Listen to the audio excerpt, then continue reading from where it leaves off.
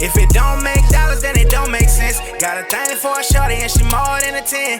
Yeah, we litty. Bring two of your friends, shot her, keep on grinding on me again and again. She a whole meal. She ain't. I gotta get this show on the road. What's happening? What's good? What's up? Damn, bro. Finally got you in the studio. Yes. About fucking time. Let's do it. Alright. Yo, it's your boy KP, and welcome back to another episode of Uncommon Opinions. Today is gonna be a little bit different. We're switching up topics for a little bit today because my boy has dropped the album. Go ahead and introduce yourself, my boy. Hey, what's up? I'm Xeno Pain. I just released my album, Pantheon's Crown, available on all streaming platforms. Get at me. So, man, I really want to ask you a specific question, right? It's like, what was your overall motivation for it, bro? Cause you can feel the heart in it. I would say leveling up, to be honest. Mm-hmm. And to level up, man, you gotta have your ducks in a row. Like a lot of things gotta be in order for you to level up. Mm-hmm. You can't just decide one day, alright, cool, I'm just boss up to the next level. No, you gotta have the mental stability to do it, mm-hmm. which goes through a whole bunch of different processes. And then you gotta also go through that trial period where you realize you ain't at the level that you need to level up at. Mm-hmm. When you get to that humbling process, then you can level up. Mm-hmm. You know what I'm saying?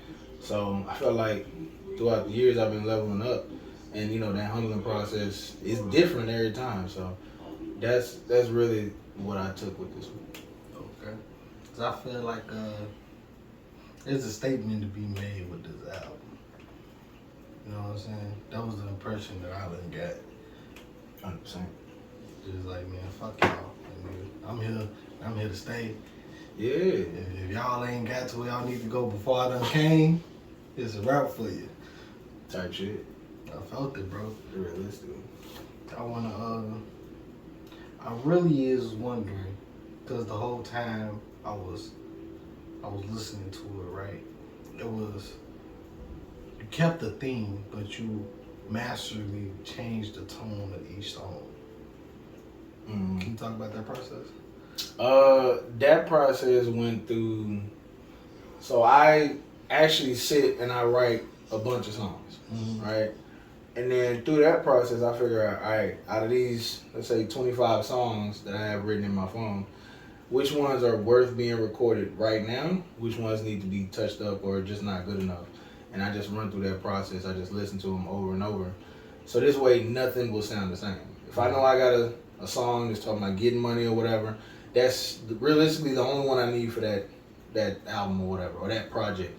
Okay. If I write like 5, I'm picking the best one. Mm-hmm. Or at least the one that fits the tone, like this album, whatever. And then I'll record all them songs, mm-hmm. and then still keep going through the process of like for this album, I had at least about like 35 tracks to choose from. And I just chose the best 17. Okay. I think your introduction, because a lot of people just either go straight into it or they put a lackluster ass introduction on there. Yeah. How did you manage to put together your intro where it just like it just fits? You know what I mean? If I'm being honest, the intro was the last thing I did. It was the last thing I did. My partner, shout out to my partner Vontae, man, he was like, man, wait, what intro you got? And I was like, intro?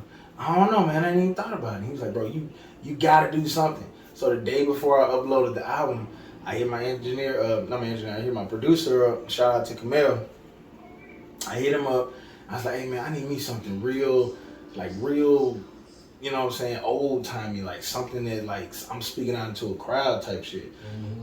He got it right. Like first time he got it right. I loved it. And then I end up hitting some other girls up, people I know, and they actually recorded where they are, mm-hmm. sent the clips to me, and I just mixed everything into the track.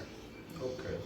Because when you first listen to it, right, you get the introduction storms you with this sense of power, right? Oh, yeah, it's almost like, you know, a lot of people they thing would be probably getting power, but yours, you went from another standpoint where you already got it, now you displaying it, right? And you kind of felt that even from the opening, like, Yeah. you know? That's why I say, like, that's the biggest bitch I'm here that I ever seen. Like, you ain't... Real talk, realistically, I feel like I should have been here. That's what I feel like I've been deserving, you know what I'm saying, to be where I'm at. But I'm not trying to pat myself on the back. I am humble. Mm-hmm. I will realistically do something and nobody need to know about it, and I'm fine with that. Mm-hmm. But with this album, I'm just like, no, y'all gonna know about it. Y'all definitely gonna know about it. I like that. I think, what would you call your favorite song from that album? Like, just the whole process of like your recordings and all that. What would you say would be your favorite? That's a hard one. I would probably choose Addiction because my cousin's on it. Mm-hmm. That's the only song, like, throughout the years, my family has slowly been getting into music. I realistically felt like I was alone. You know what I'm saying? Everybody else was, like, on some different shit or whatever. Mm-hmm. So I always felt like the black sheep. But lately, in the last, I want to say, like, 4 or 5 years, more and more my family been like getting into music, and so I always feel like I'm the person that nobody reaches out to. They be like, "Oh, you good, bro? Congratulations," but they don't reach out to me for music. So I was just like, you know what? Family wise, let me break that trend. So I hit up my cousin. I got the beat the day before, and then I wrote to it. I told my engineer, "Hey, I'm gonna come through and record it," and then I hit my cousin up and I was like, "Hey, I'm gonna record a song tomorrow. I'm gonna send it to you. Let me know what you got." Mm-hmm. So the next day I recorded it, sent it to him. He sent it back the next morning. Mm-hmm. So this song was done in 2 days. So I was like, okay, I dig it. And he ate. He surprised me. He came through. He ate. He ate. So that's a cheat code. You know what I'm saying? Like, realistically, some of them songs are like a year old. Mm-hmm. So, but I was like, I'm saving them for a good project, which was this one. So it's a cheat code, but that one probably be my favorite one, I'd say. You can definitely feel the heart in most of the songs. I think that before I get into that,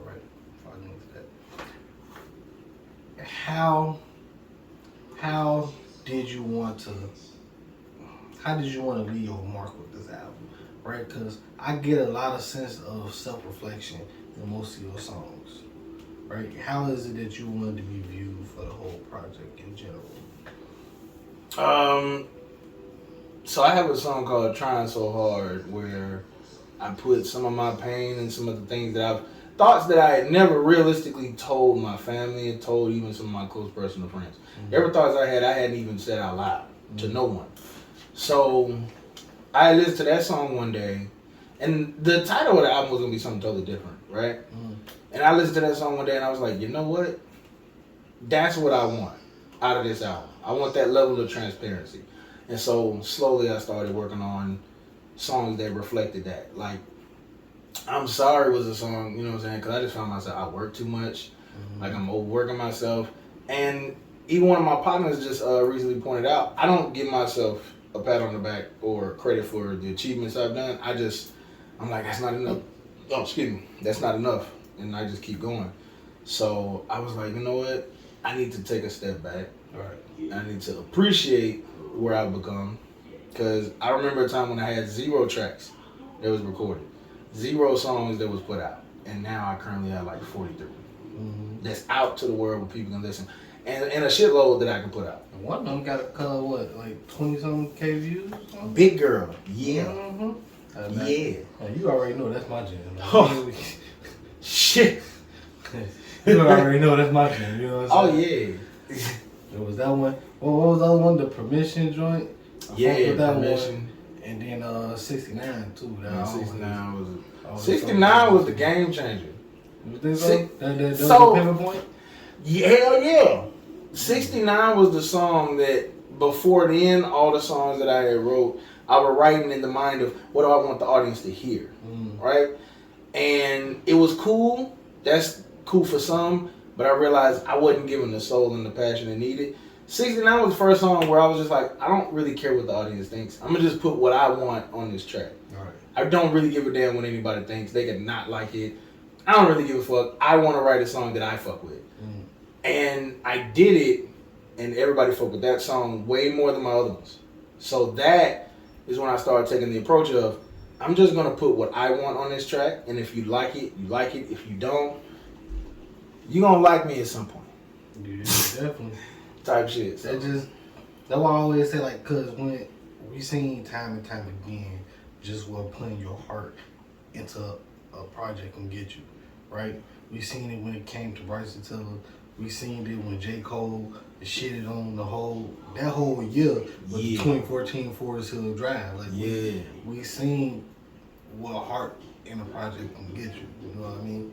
I really do think that is a big step into your shit. Cause really, bro, like, that wasn't a bad song on there. Hey, I worked my ass off on that one. That was tough. And 3 of them songs came from a night where I stayed up for like 5 hours just writing. Like, no bullshit. 5 hours, and I wrote 5 brand new songs and completed like 3 or 4. So like, for them 5 hours, I was just writing.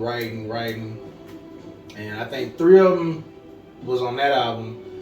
That out of the songs that I wrote completely, and I think I finished 1 or 2 of them that was on there. So, damn, son.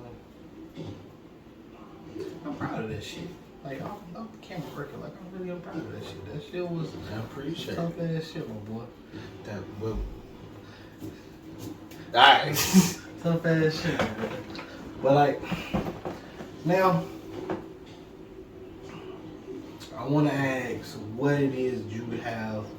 I don't want anything specific because I know, like, you know, you can't drop content or whatever. But like, in what way is you trying to move forward, right? Because we seen this one is kind of like more of the self-reflecting, more of the heartfelt. Just to pick off a theme or two, like what would you say your next project is going to behold on?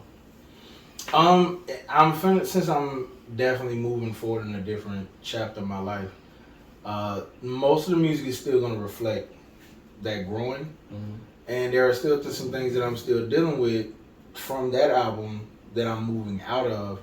So I would say this one, if you notice, I structured those songs a certain way, right? I got all the songs about self-reflecting and pain and shit like that towards the top half. And the last song is Unbreakable. That song is literally, if you listen to my verse, it's literally just good affirmations for myself. Like, keep the faith, you ain't done yet. You know what I'm saying? Like, just shit that I tell myself to keep going. So that's why that was the last song on there. Because at the end of the day, that's what I need to hear. That's where it needs to end off, is I need to know that, okay, I still got this shit.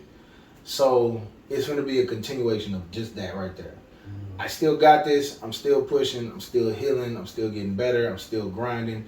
And then as I'm starting to progress into a new stage of my artist life, I'm going to be more open about that too.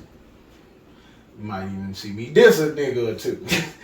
You know what I'm saying? Depending. I'm always there for a healthy diss. You know? Oh, it's not going to be healthy. It's going to be very, very raw.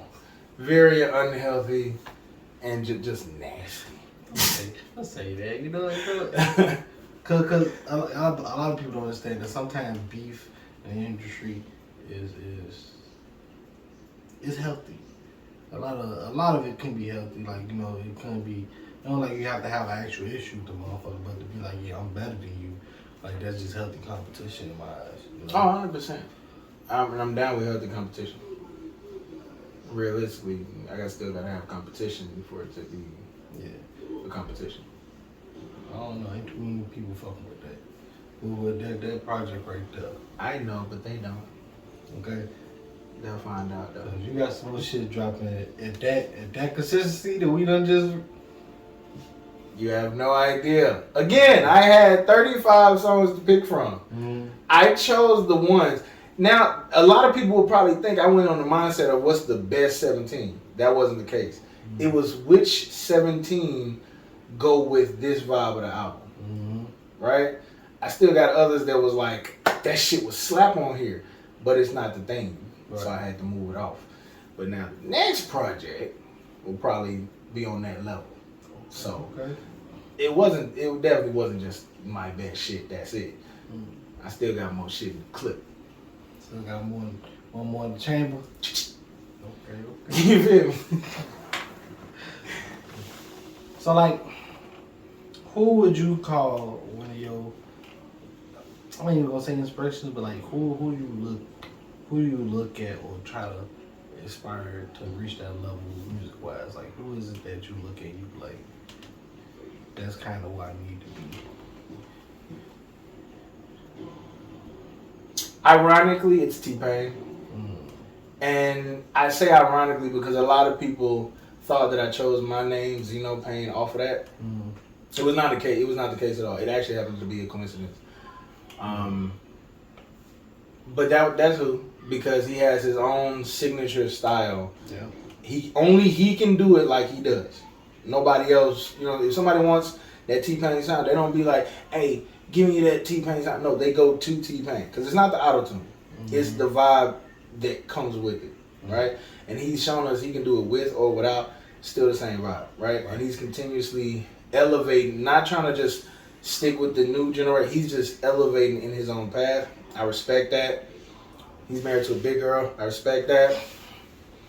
I don't know if she started that way, but she's currently that way. He still loves her. I respect that.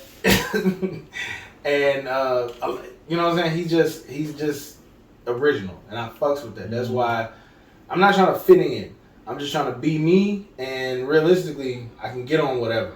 Right. You need me on the shit? Just say so, and I'm with it. But I'm not finna try to mimic what they doing. I'm just gonna give you me on that track. Right. Give you real, give you authentic. 100%. Okay.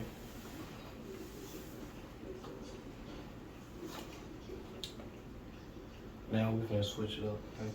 I feel like I got a good understanding of you. And just your process of what's name. Yeah. You know what I'm saying? Yeah. But me and you have a standing beef when it comes to. So, it was a couple of times we done butt heads over our musical selection. Yeah, you know what I'm saying? Okay. Just earlier, shit, we was talking about, the highs and the lows of a particular artist named Drake. Let's say. So, like, Speak your piece. I'm just saying, like, a lot of people will refer to him as the top dog. Right? Now, granted, he is amazing. Right?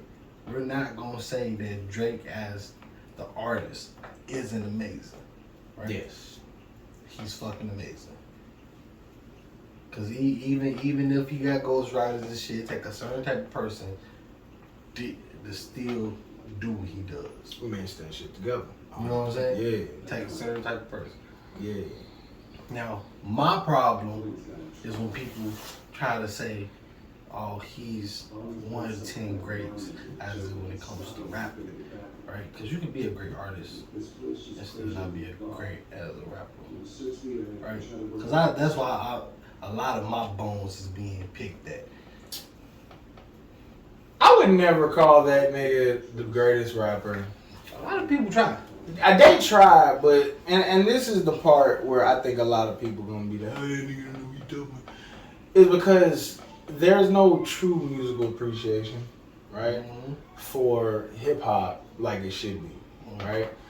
And a lot of people been calling me old head, and I was 25 at the time. When this old head shit started, I'm 25, but you calling me old head. Obviously, I'm not an old head. I just have a better quality of music than most. I require that the music I listen to be deeper than the shit that I'm hearing on the street. Factual. You know what I'm saying? I'm not saying the shit on the street ain't good, because to some degree, it does what it's supposed to do. But me personally, I'm not in the club scene, so that's most vibes like that. That's not for me. I'm not in the trap. I'm not You know what I'm saying? The strip club. I'm not. You know what I'm saying? I'm chilling. I'm on some everyday grind shit. So I require, if you're going to make music, that shit needs to have an element that feels outside of my perspective, right? Or even if it's inside my perspective, the instruments need to be way so to the left. I don't feel like I'm just, you know what I'm saying? Yeah. Take me somewhere. Mentally take me somewhere. And I feel like Drake is that artist to relate to you and still take you somewhere, right? Regardless if the nigga got ghostwriters or whatever that situation is, I still say he a dope ass artist. Yeah, he a dope ass artist. I just feel like, right, like there's a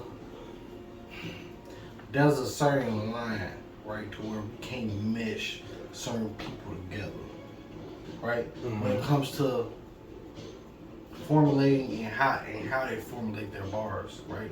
You wouldn't put a J. Cole and a Lil Uzi Vert in the same sentence, right? You can, because you have to. You still have to figure out why aren't they in the same level. Only way you can do that is you got to put them together.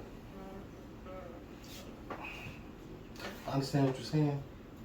I gotta get what you're saying, but like, I mean, as in like when it comes to tiers, like you want to put them in the same conversation. Oh, you mean like in the same tier? Yeah. No, like no, definitely not. Just gonna put them in a, you know what I mean? No. But like, cause that's what a lot of people try to do. They try to conflate like, oh, he's a good artist. Oh, so that means he's up there, and it's just like, no, like his bars is very, very solemn. It's just that everything else elevates his music to that. Like, there's nothing wrong with that, right? You can be catchy, you can have good beats, you can have nice melodies, right? You can be very rich, but it's just how you formulate your bars and your bar structure to where that leads you to what, like, let's say Cordae, right? Cordae is a top tier writer, in my opinion, right? You know what Cordae is? I know who Cordae is. With that look, I don't agree that he's a top tier writer. The nigga's good, but I wouldn't. Hell yeah. I wouldn't call the nigga top tier writer. I say he's popping. No, He know how to speak some relevant shit, but I wouldn't call the nigga top tier writer. Just for the simple fact of he is, how can I put it? Like his punchlines, when they hit, right? His metaphors, they always like, he got that perfect balance between all these things that makes up a bar. He just got that perfect balance. I don't mean like he's top tier, like he's up here, but I mean like just how he writes his what's the name. It really is top tier. Like he really buckled down and learned more about his craft himself. Yeah, I could see him being up there for real. But just that the way he write it, he got a great fundamental understanding of it. I dig that. I don't agree with it, but I dig that. You don't think so? Not really. And then obviously this goes into, the different tastes in music. So I'm not shitting on Cordae. I will say that. I definitely don't feel the top tier. But that's me though. You did say in your opinion, so I'm not gonna say that you're wrong. I mean, I don't. I just mean his writing style is top tier. Like I don't think he's a top tier rapper, but like you can't. Like me, I look at people and how they form their bars specifically, right? When you go to the cadences, when you come to how many punchlines is dropped per verse, when it comes to how many metaphors, right? Because anybody can do similes, but when it comes to metaphors and double entendres, triple entendres, when it's just like he got a alright understanding of all those things, and he just nicely puts them all into. I can do that. I see where you come from. So like, I think he got a strong understanding of the fundamentals, but like, he still got a long way to fucking go. But as right now, like how he formulated, top tier, I can get that. I think top 3 in the game right now definitely gonna be Kendrick Lamar, J. Cole, Joyner Lucas. Jordan? It's a cold nigga beat, man. You must have had something recently that made you feel that way. Because Jordan wasn't your last. You weren't talking Jordan last time. Well, no, I'm saying like this in the game, popping, making music right now. Because I got my favorites, and Jordan's definitely not in my top 5, right? But as far as people who are like just the top at doing it, whether it's story, lyricism, punchlines, just a club vibe or whatever vibe, I say Jordan is definitely in that category. And I say that not even on some recent shit, just because of what I've already heard of the nigga. You know what I'm saying? Niggas definitely just he up there with the bars. I think you can agree to this one. I feel like the staples, though, for when like all of the people that we grew up with, like, after they leave, I really think you're gonna have Westside Boogie and Reason. It's gonna be between Westside, Reason, and Jid who gonna be fighting for the top. I only know 2 of them. I don't know the reason, dude. I'm gonna have to check them out. You ain't heard Reason? I'm gonna have to check them out. I just ain't heard of them. I can definitely say Westside Boogie definitely deserves that spot because he definitely, you know what I'm saying. His message is very clear. Is you know what I'm saying. I feel like he's taking the Kendrick spot. That makes sense. Yeah. Because I heard somewhere say it's the heart, the mind, and the soul, and that's Kendrick, Drake, and J. Cole. I don't know which one was which, but I would definitely say if you had to put Kendrick in that spot, whether that's the mind or the soul or whatever, Westside Boogie is a good runner-up to like fill that need, if you will. I think Kendrick would be the soul. I think so too. I think J. Cole would be mine, and they'll leave the heart to be Drake. Yeah, definitely the heart was Drake. I remember that because he had the little heart shit on there, and that was when the meme was posted. They had the little It just had to me. It would break out. Yeah. Actually, no. I think they said J. Cole was the soul and Kendrick was the mind. Cause you know Kendrick's bars is just like. Yeah, but you know what I'm saying. On the outer appearance, yeah. But like when you really sit down and you think about it, like a lot of shit Kendrick say really do hit the soul different. Like they do. You know what I mean? They do. That's why I always thought like that. Cause like Kendrick say some real shit, but he masking between complex bars. And so once you realize, just break everything down, you be like, damn, like this motherfucker. Motherfucker spit. I agree with that. Yeah. Nah, I agree with it. I ain't got no rebuttal. I agree.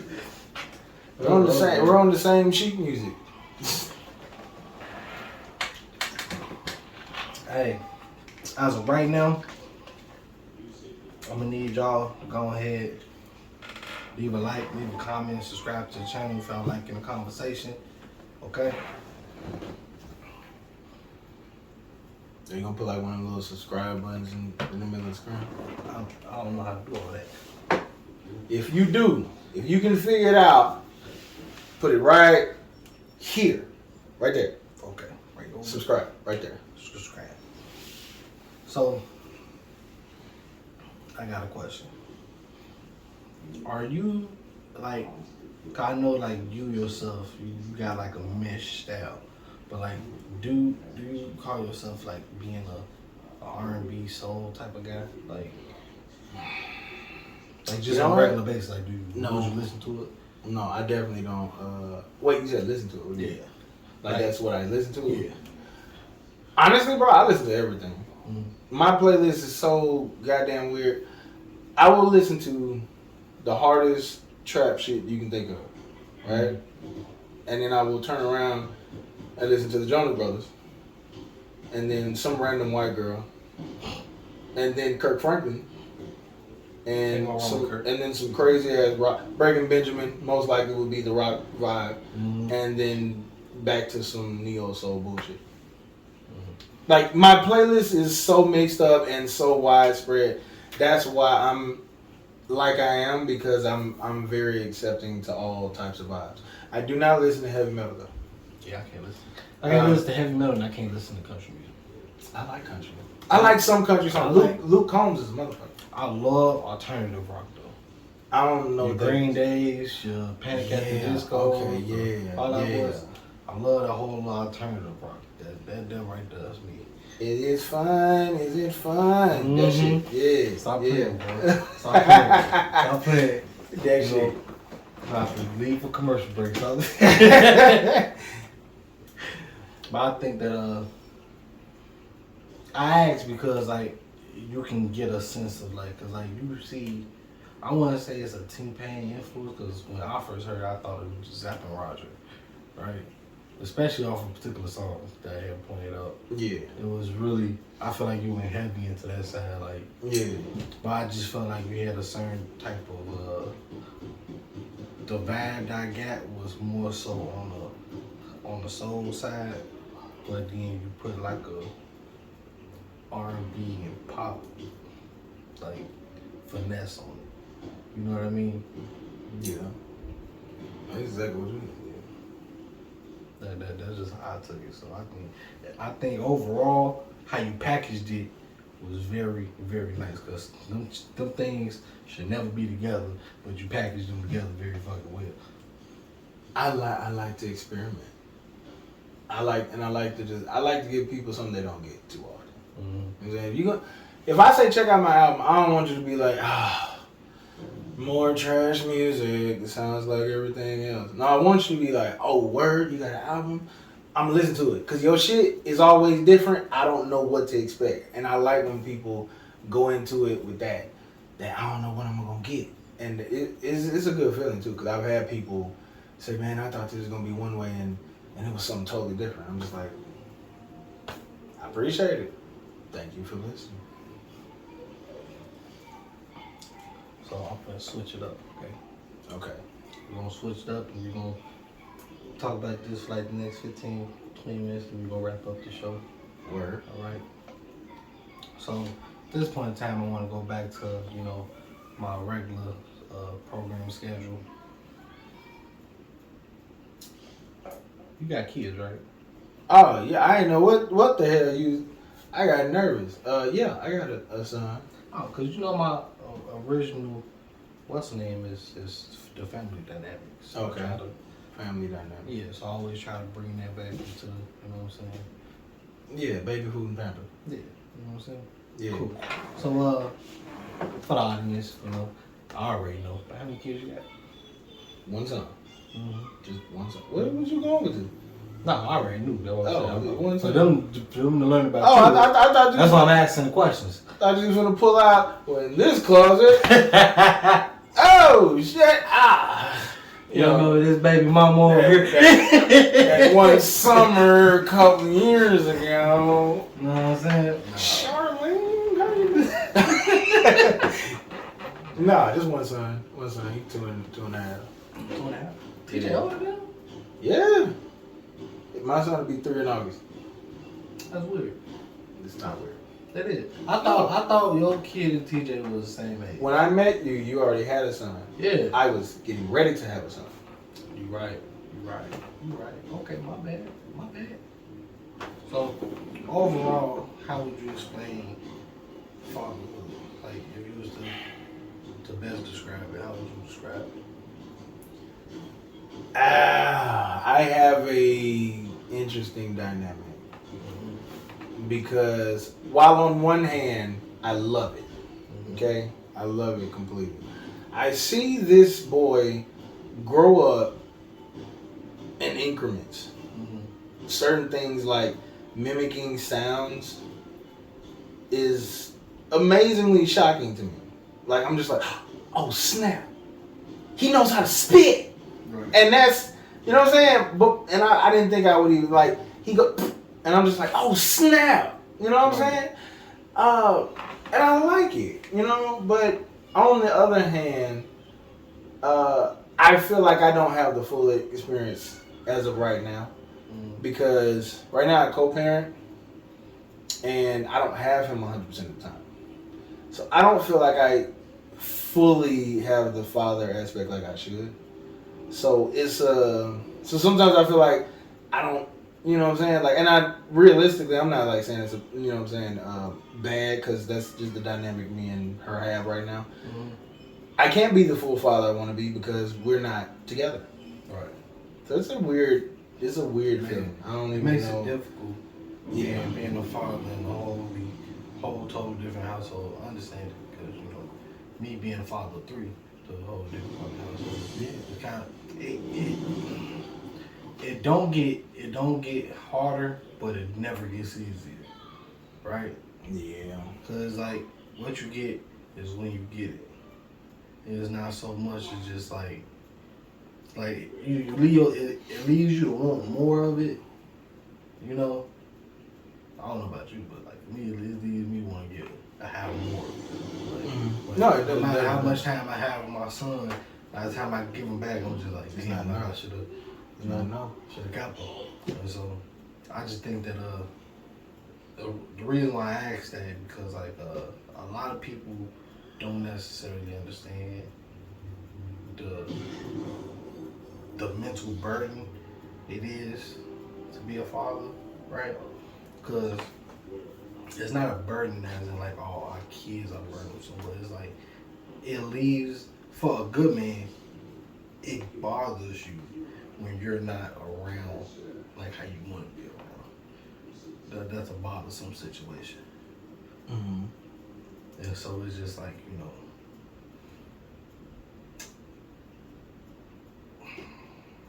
like the feeling that you get as a father, because it's just like, it's never ending. It's a revolving door, right? Mm-hmm. Cause like with me, I got 3 of them motherfuckers. I got 3 of them things. No, yeah. While they here, my head be hurting. Might be hurting. Yeah, it be hurting, you hear me? But as soon as they leave, we be like, man, bring my damn kids back. Like, where you going? That don't make a damn lick of sense. It's parenthood. You know what I mean? No, because like my twins ain't but a year yet, so it's just like I be trying to fight because it be like I don't know what they want. I'll change them, feed them, all of this stuff. They just don't stop crying. They just like, damn, like what is you supposed to do? Now me, I don't have the mental fortitude like the mother of my children she has. I ain't got that mental fortitude. When I think that truthfully, to make it easier, you gotta know who the kids are, and the only way to know who the kids are is to know who the parents are. I have an easier time with my son because he looks like his mom, but he acts just like me. So I have no problem relating to this nigga. Now, if he acted like the mom, I'd probably have a little bit of an issue. Not too much. a little bit. Just a little bit, because obviously we're not together, so there's that disconnect of whether or not we just truly knew each other. And I feel like the only way you can have a good understanding of the child is, you got to know the mother or the father and whatever side. You know them, not just know what you like about them, not just know that they're a cool person. If you know them, you know your child. Because you know them, you know yourself. Now you just got to figure out how much of who are they and how to navigate this shit. That's what I say, but they not even one. They ain't got no damn personality yet. That's why they ain't. Oh, they have personality. They ain't got no damn personality. They have personality. I say that. You wanna know what their personality is? Eat shit, sleep, drink, fart, all of that. But it's a personality. And whenever they get frisky, they like to smack each other. So they're aggressive. As hell. That's your side of the family, huh? Yeah. You should see my daughter. She got this mean mug that she always carries throughout the day. That's personality, bro. I say that because I saw my son's personality at like a young age. He was a couple months old, and I was able to see his personality. Like, it's weird, but I was able to see it. And he's still that way. He's just more that way. Back then, I think he was like 3 months, 4 months, and he was crying because his mom was, I think he was thirsty or something. I don't know. He was just crying. His mom was in the bathroom or something like that, taking a shower or whatever, and I'm just sitting there holding him. He started crying. All right, cool. Pacifier? No. All right, cool. Bottle? No. Okay. You want to eat? No. The hell's wrong with you, man? Right. I didn't know what to do, so I was just like, what do you do? I was like, all right, cool. And started humming. He immediately went from crying and just kind of focused in on me. And then I noticed it. I started laughing, but I'm still singing. He starts laughing, and he's listening. That has not changed. Till this day, if a funky ass beat come on, he's gonna tune in. Don't care what he's doing. He could be playing with some blocks, that bass line drum, and he in there. Right. It ain't stopped. So I believe they got a personality. You just gotta key in on what it is. Yeah. I ain't figured it out when it comes to my 20s yet. Cause me and TJ, I know TJ like the back of my hand, man. Gucci ball. Maybe they hug. They gotta be. Maybe they hug. And you gotta figure out what part of her are they. Take it from there. Cause you know she got like 7 of them. Huh? Yeah, my baby mom got like 7 different personalities. That's women. Yeah. Crazy.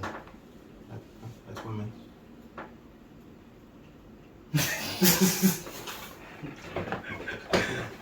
Let's talk about it, man. Cause like a lot of people don't even understand the simple fact of like the mental. That's another thing, right? Mental health for one man, right? A lot of people don't understand how bad it gets when you have a child because of the simple fact of you're not allowed to not be that guy. You no longer are allowed the luxury of not being that guy. You have to be that guy, right? Cause like, unlike a woman, you can find another man to take care of them, right? Niggas might say they not gonna do it. I wouldn't do it. Yeah, the fuck they do. We know niggas out there like that. We ain't gonna try to act like ain't niggas like that. 100%. Right? But the probability of a man finding a woman like that, very minuscule, right? So it's just like, we can't afford to not be that guy. We can't afford to not, how can I put it? We can't afford to not be that guy that our children don't want to look up to, right? Because we all understand the supplement of women being loved just because they're women, and men being loved off of based on what they can bring, what they can provide. I mean, yeah, I think it just depends on the dynamic. And I said it 'cause I've seen different ones. It just depends.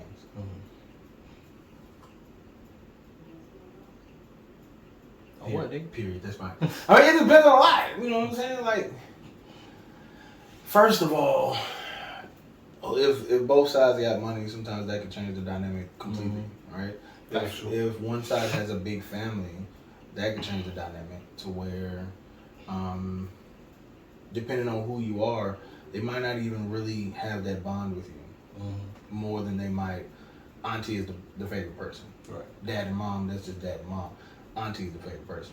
So it's a lot. I say that because realistically, I wasn't close to my parents growing up. I was close to my grandma. So I truthfully didn't care what my parents were like, honestly. And I didn't even realize what they were like until I got a lot older. But before that, it was grandma. That is my staple of what is what, grandma. So I would say it just depends on who the child is close to, whether or not whatever matters. You know what I'm saying? I'm not saying it don't matter. If you're not doing something or whatever, if you're not being the parent you should be, I'm not saying it doesn't matter. But I am saying to the child, for their mental capacity, you never know. Yeah. You never know what's important. You could have worked your ass off. That child gets 16, Dad, you're never here. And you did what you were supposed to do, but they still have a negative connotation. So it's a lot, bro. You just never know. You just put your best foot forward and hope for the best. Whoop a little ass along the way. Whoop a lot of ass along the way. Whole foot in Whole lot ass. of ass. Put foot in ass. I mean, insertion at age 3. You know what I'm saying? Like some of these kids need a foot branded on their ass for real. A foot? A foot Branded. branded on their ass to show whenever they act up, kick here. You know what I'm saying? Foot branded on their ass. Nah, some of these motherfuckers bad as hell. Bad as fuck. Bad as hell. I couldn't do it. I couldn't raise no bad kid. We gonna have issues, bro. I'm going to jail. Man, I'm going to jail. I've been having to do a whole lot of reconstructive, what is it called? Reconstructive behavior, something. I forgot what the fuck it's called. For who? TJ, Okay. right? Because while he's good with me, right, TJ has a sense of authority, right? But it's because I installed too much of it. He figures everybody else around him don't need enough. If that makes sense. No, it does. It does. So like, me personally, I never have a problem with TJ, right? When it comes to his mama or his grandma or like the teachers, like nobody can really tell TJ too much of anything. And so like now I'm trying to like recorrect that, cause while I'm flattered, right? Cause there's a little such thing about shit, listen to me, fuck y'all, right? But it's just like. So I'm gonna be honest. Sometimes it's hard to navigate certain things like that because you don't see it coming. Mm-hmm. Even a good lesson can be turned and used as a weapon. Son, you have to be able to protect yourself. Okay, so I'm gonna teach you, the basics of being able to protect yourself. Next thing you know, he's a fucking bully because he took it, he ran with it. So, are you wrong for teaching him that? Hell no. But that's that point in their life when you have to. Okay. That's too much of that. Now we gotta dial it back. I'm glad you know the lesson. Okay? Glad you know how to whoop a ass. You can't whoop everybody's ass. You can't do that. Daddy worked too much to be going out to the school. Dial it back a little bit. But if I'm being honest, I'd rather be the parent on the end of the conversation of your son beat up this child. Rather your son got beat up by this child. I'd rather have the other conversation.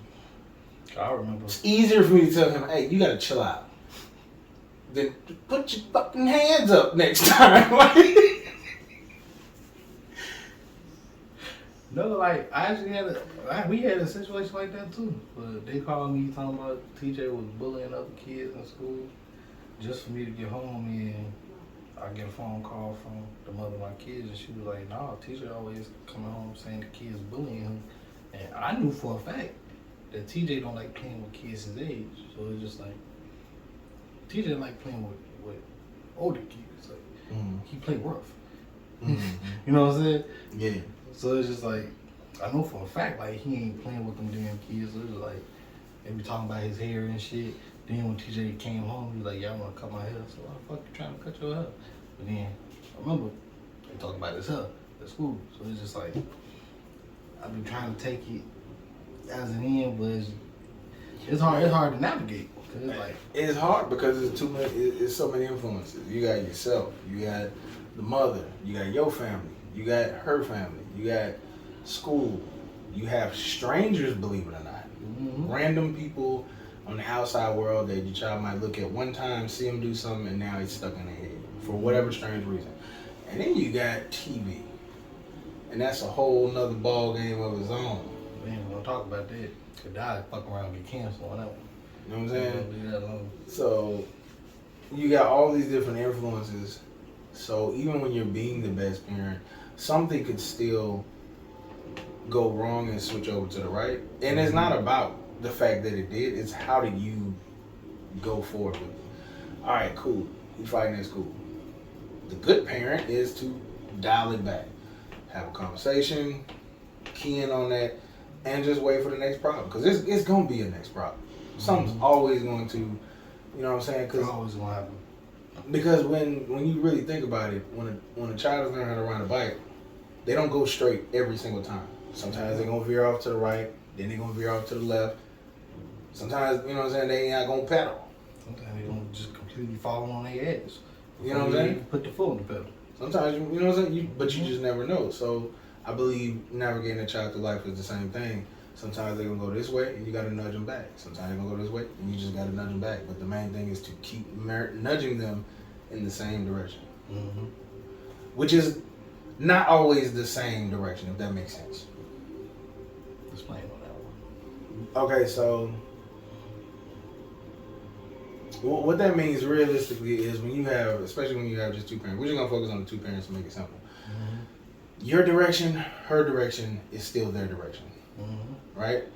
But their direction is so wide that while your direction is so narrow, to them it's wide, right? Because they don't fully understand it. So the concept of whatever you just said, which to you, son, do this. That's one thing. To them, it's a whole array of things, and they don't know what it all means. So while you're still telling them something, they could take it wherever. And that's what I kind of mean. Like, it's the right thing, and it's one thing that you're teaching them. You just got to know how they translate it. So you might have to teach the same lesson like 3 times. I ain't never thought about it like that. That's why I'm here. Never thought about it like that.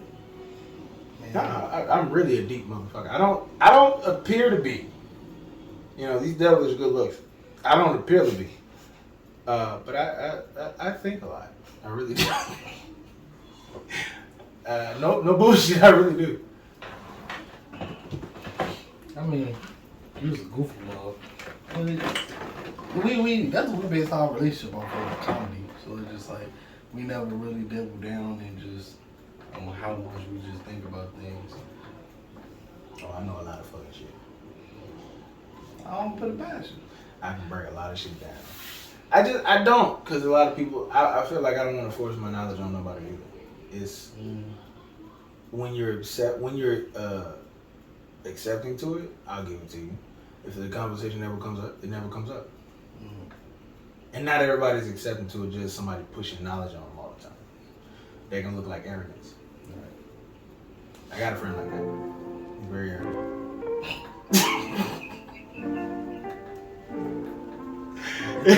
You think you're smart, huh? Shit, I know more than you, motherfucker. Shit, man. Anything you want to say for the music, bro? Any last message? One, and that's go stream the album. You sat here this long, you should at least go stream the album. It's a lot of good shit on there, and you won't know if you don't listen. So yeah, after this, go stream the album. Can you put my name at the bottom? No, I do that. All right, right here. I don't know where this is, so we're just right here. Right there. Xeno Pain. But no, Xeno Pain, Pantheon's Crown. Go check me out. The album's out. The video's on the way. Demon Time gonna be released July 9th. 6/9. And then I have more coming up. So yeah. I appreciate you for having me. I appreciate you being here. Real shit. It's your boy KP. I appreciate y'all. On to another episode of Uncommon Opinions. If you made it this far, you already heard it before, but leave a like, comment, and subscribe to the channel. Amen. Y'all be blessed. Say amen. Amen and be blessed. Amen and be blessed. I never say amen unless it's a prayer following. No, because I'm blessing the individual. But I say amen. But you said be blessed. So that's blessing the individual. So it's blessed. You gonna sit here and critique I am? Yes. I'm just saying realistically. Some people, That's like when you ask the question, are we finished or are we done? Like, you just need one. You don't need, you know what I'm saying? Some people just need to be blessed twice because they may be going through twice as much as the next person. Oh, so he called y'all heathens. That's what it was. Bye, heathens. Bye. They're gonna go do heathen shit now. Do hood right there with their points. I'll get a bitch and put their hands like that.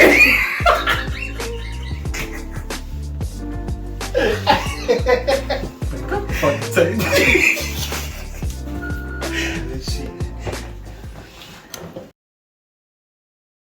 What, arithmetic? That's what they call it? Arithmetic is math.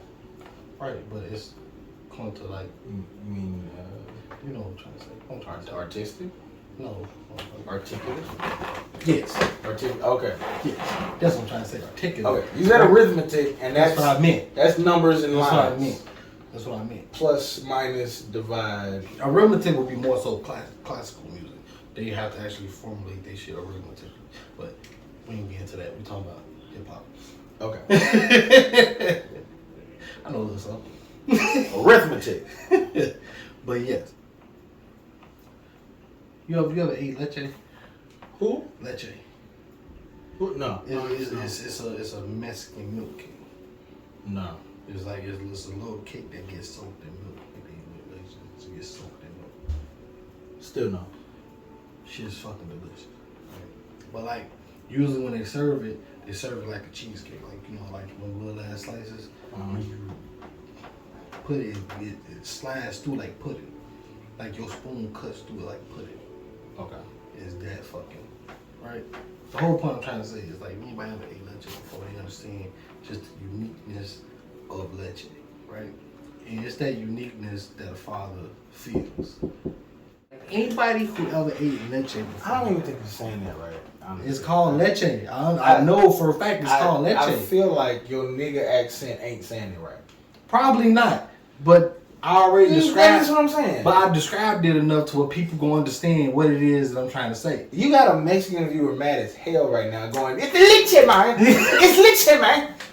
Just say it. It's leche. It's leche. I can't.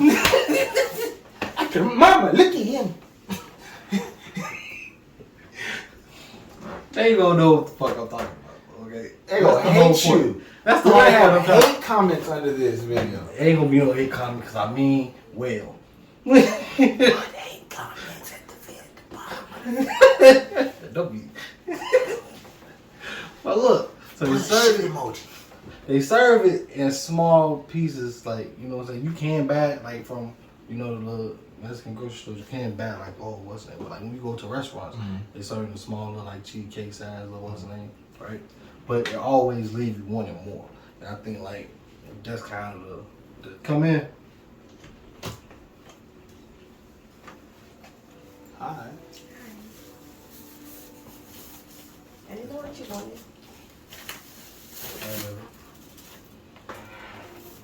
Both of those stuff.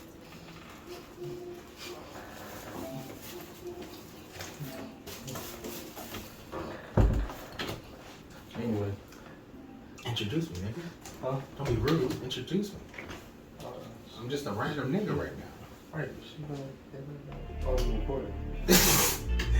I mean, at this point, we gotta edit that out. Yeah, So, you get me? That's my homeboy. Hi. I ain't got a man. We about to run up these downs. I'm about to make me some money. We finna fuck up these commas.